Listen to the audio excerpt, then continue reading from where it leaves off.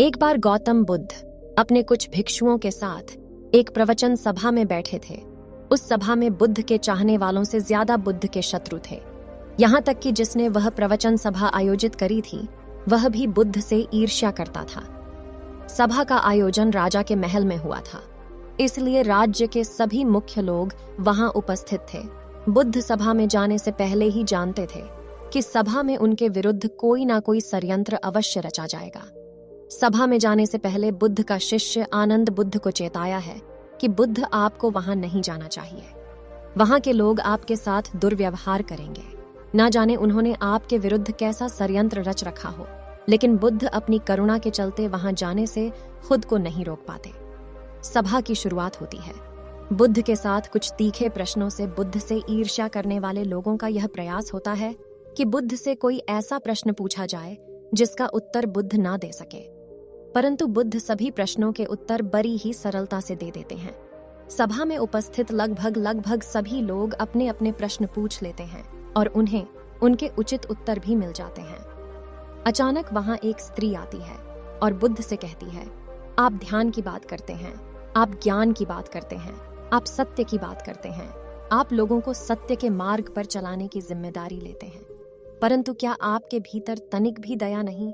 क्या आपको मुझ अबला की कोई चिंता नहीं जिसे आपने गर्भवती बनाकर छोड़ दिया है? क्या आपको मेरे पेट में पल रहे बच्चे की कोई चिंता नहीं? उस स्त्री की बात सुनते ही सभा में हड़कंप मच जाता है। सभी लोग एक दूसरे से बातें करने लगते हैं। उस सभा का ही एक व्यक्ति खड़ा होता है और कहता है, अरे स्त्री के सौंदर्य के सामने तो बड़े बड़े ज्ञानियों ने घुटने टेक दिए, फिर ये बुद्ध क्या है? फिर कोई और खड़ा होता है और कहता है, हमें बुद्ध से यह उम्मीद नहीं थी कि बुद्ध इतना नीचे गिर जाएंगे। इसी तरह से सभा के बहुत सारे लोग खड़े होते हैं और बुद्ध को भला बुरा कहते हैं।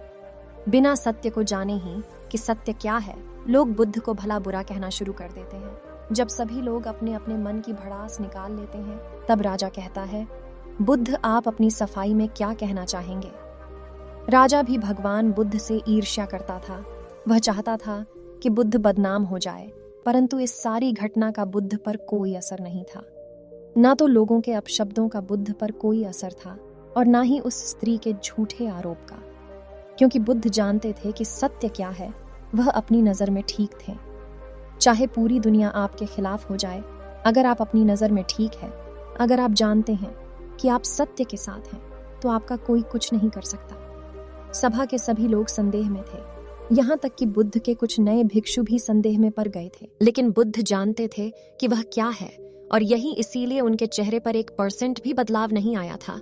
राजा बुद्ध से कहते हैं, बुद्ध क्या आप अपनी सफाई में कुछ कहेंगे? बुद्ध उस स्त्री से कहते हैं, पुत्री, इस पूरे ब्रह्मांड में केवल 2 ही लोग इस सत्य को जानते हैं कि तुम सत्य कह रही हो या असत्य। इससे पहले कि बुद्ध कुछ आगे कहते, वह स्त्री बुद्ध से अपनी नजरें चुराने लगती है। असत्य का सहारा लेने का अर्थ है कि आप अपने भीतर डर का बीज बो रहे हैं। अब यह बीज जैसे जैसे वृक्ष बनेगा, वैसे वैसे आपकी समस्याएं बढ़ती जाएंगी। उस सभा का ही एक व्यक्ति उस स्त्री से कहता है, तुमने बहुत बड़ी बात कही है। अगर यह गलत साबित हो गई तो तुम जानती हो ना कि तुम्हें क्या दंड दिया जाएगा। उस व्यक्ति की बात सुन उस स्त्री के हाथ पैर कांपने लगते हैं और वह तेजी से वहां से भागने लगती है। तेजी से भागने के कारण उस स्त्री ने अपने पेट से जो गठरी बांध रखी थी, वह खुलकर जमीन पर गिर जाता है और सत्य सबके सामने आ जाता है। उस स्त्री ने अपने पेट से गठरी इस तरह से बांध रखी थी जिससे लग रहा था कि उसके पेट में बच्चा है। राजा उसी समय उस स्त्री को बंदी बनाने का आदेश देते हैं, परंतु बुद्ध के कहने पर उस स्त्री को क्षमा कर दिया जाता है। एक बात हमेशा याद रखना कि धैर्य और आपकी ही नजरों में सही होना आपको बड़ी से बड़ी समस्या से बचा सकता है। दोस्तों, आशा करता हूँ कि आप लोगों को आज के वीडियो में कुछ नया सीख मिला होगा। मिलते हैं अगले वीडियो में, तब तक के लिए धन्यवाद।